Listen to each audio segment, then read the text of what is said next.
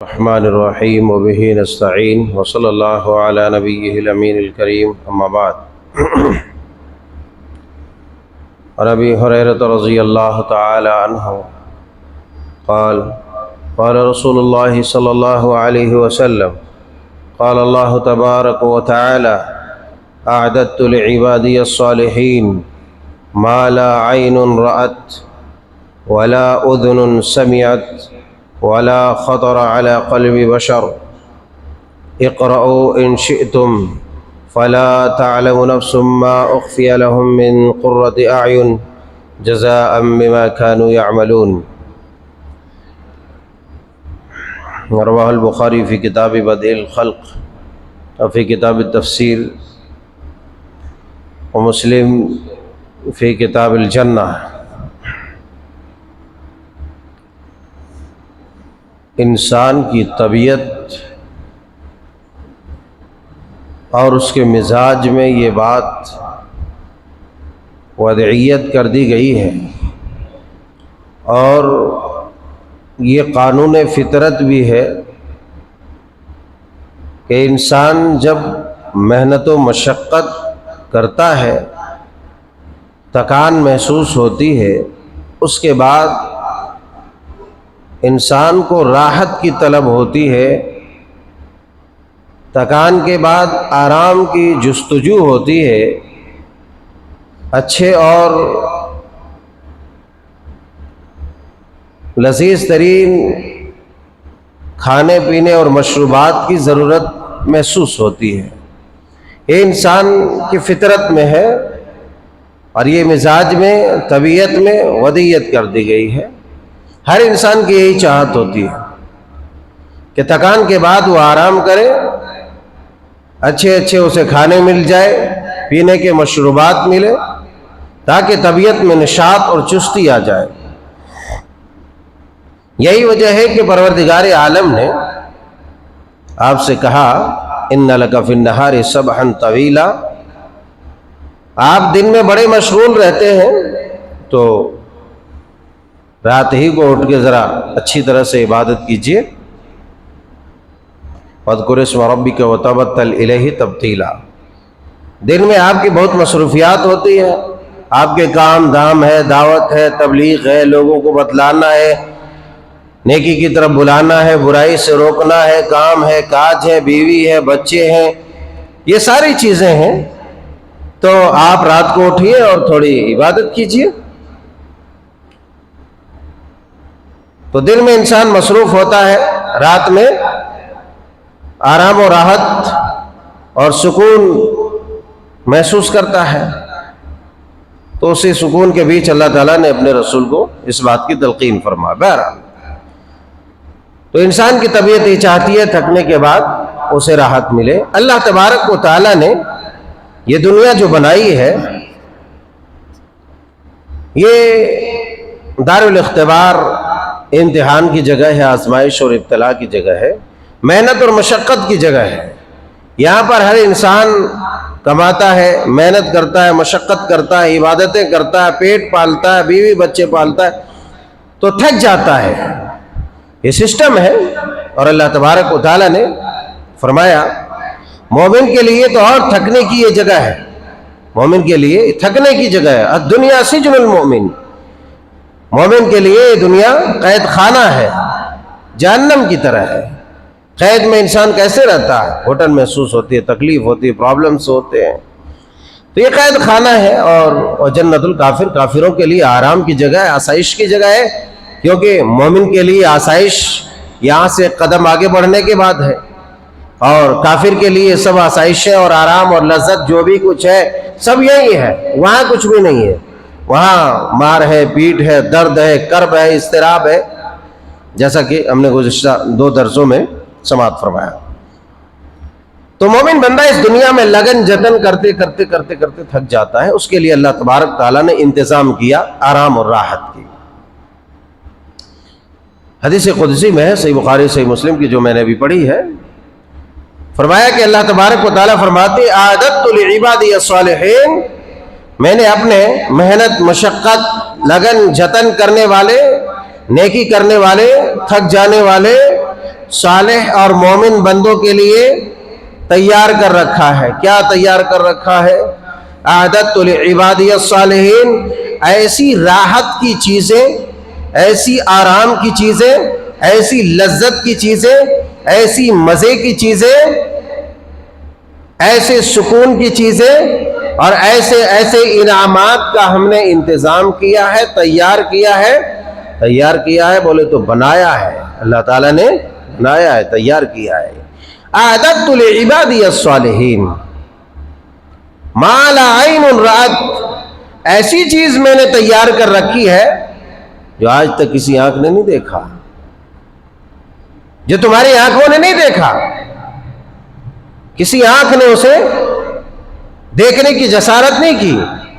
ولا اذن سمعت، اور نہ ہی کسی کان نے وہ سنا. اب آپ سن رہے ہیں مگر اس کی حقیقت کیا ہے وہاں تک ہم نہیں پہنچ سکتے، اور نہ پوری حقیقت کی وضاحت ہو سکتی ہے، اور نہ پوری حقیقت کو ہم سننے کے قابل ہیں، اور نہ ہم دیکھنے کے قابل ہیں. انشاءاللہ وہاں جب جائیں گے تو دیکھیں گے. ما لا عین رأت ولا اذن سمعت، اتنی بات نہیں کہی، اور فرمایا ولا خطر علی قلب بشر، اور دنیا کائنات میں کسی انسان کے دل میں اتنا بڑا کھٹکا ہی نہیں ہے، اتنی بڑی بات آئی ہی نہیں ہے کہ جنت کے بارے میں اس کے دل میں جو ہے سوچتے سوچتے کھٹکتے کھٹکتے جنت کی پوری حقیقت و ماہیت تک وہ پہنچ جائے. ایسا پاسبل ہی نہیں ہے، کیونکہ اللہ تبارک تعالیٰ نے جو تیار کیا ہے وہ بندوں کی نگاہ سے مخفی ہے، اور اسے بتلایا ہے جو ہم بتلاتے ہیں. قرآن جو بولتا ہے، حدیث جو بولتی ہے، وہ صرف ایک جھلک ہے، بس ایک جھلک ہے، زیادہ کچھ بھی نہیں ہے. ہم زیادہ سن لیں تو پاگل ہو کے رہ جائیں. اسی لیے تو آپ علیہ السلام نے فرمایا ہے کہ اگر جنتی کو جنت میں مرنا ہوتا تو جنت کی نعمتیں دیکھ کر کے مر جاتا، وہیں پر مر جاتا. لیکن چونکہ وہاں موت کا کوئی سلسلہ ہی نہیں رہے گا، اس لیے خالی مزے کا سلسلہ رہے گا. فرمایا کہ کسی دل میں بھی وہ بات نہیں کھٹکی.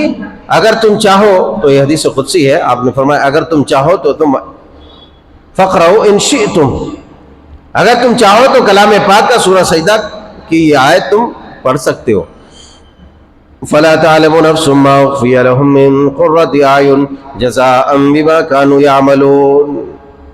فلا تعلم نفس، کوئی نفس، کوئی انسان نہیں جانتا ہے کہ اللہ تعالیٰ نے اس کی آنکھوں کے ٹھنڈک کے لیے، دل کی تسکین کے لیے، اس کی زبان کی لذت کے لیے، اس کے لطف کے لیے، مزے کے لیے کیا کیا چیزیں تیار کر کے رکھی ہے.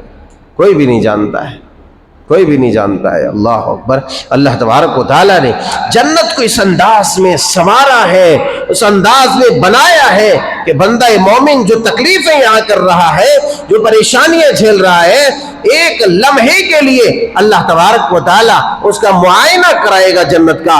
بندہ یہ ساری تکلیف بھول جائے گا، سارا درد بھول جائے گا، سارا دکھ بھول جائے گا، اسے یہ یاد ہی نہیں رہے گا. بلکہ اللہ تبارک و تعالیٰ وہ نظارہ کرانے کے بعد، معائنہ کرانے کے بعد بندے سے پوچھے گا، اس بندے کو جس نے پوری زندگی الم میں، درد میں، کرب میں، فکر میں، غم میں، گھٹن میں، پریشانی میں زندگی گزاری ہے، کبھی سکھ و چین نہیں دیکھا، مگر رب کی رحمتوں سے وہ اللہ کی عبادتوں سے دور نہیں رہا، اللہ کی خوشنودی سے دور نہیں رہا، اللہ کی ناراضگی والا کام نہیں کیا.